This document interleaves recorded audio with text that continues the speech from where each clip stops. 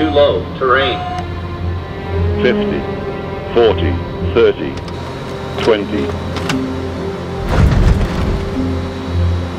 Successful landing at Teterboro, runway 19. Multiple airports, runways, 2 successful landings. We are simply mimicking what the computer already told us.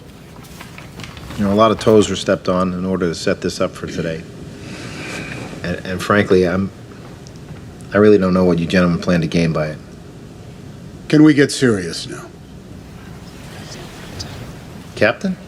We've all heard about the computer simulations, and now we are watching actual sims, but I can't quite believe you still have not taken into account the human factor. Human-piloted simulations showed that you could make it back to the airport. No, they don't.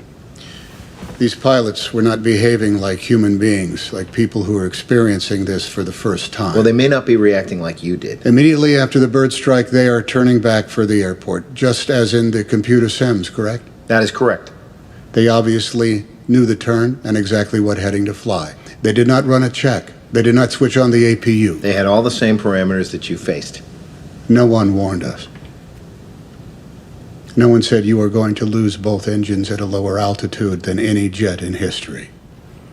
But be cool. Just make a left turn for LaGuardia like you're going back to pick up the milk. This was dual engine loss at 2,800 feet, followed by an immediate water landing with 155 souls on board. No one has ever trained for an incident like that. No one. And the Teterboro landing, with its unrealistic bank angle, we were not the Thunderbirds up there.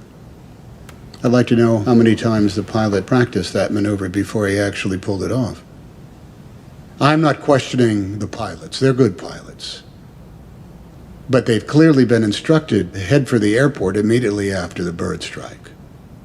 You've allowed no time for analysis or decision-making. In these simulations, you take in all of the humanity out of the cockpit. How much time did the pilots spend planning for this event, for these simulations? You are looking for human error. Then make it human.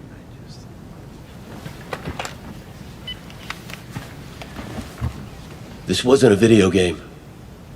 It was life and death. Sully's right, that's worth a few seconds. Please ask how many practice runs they had. 17.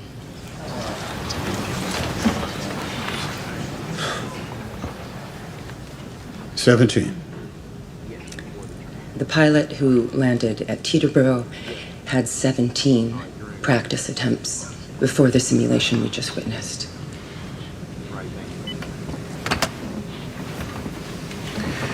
The reaction decision time will be set at 35 seconds. 35 seconds, not enough time. We only had 208 seconds total, so I'll take it. Upload the link.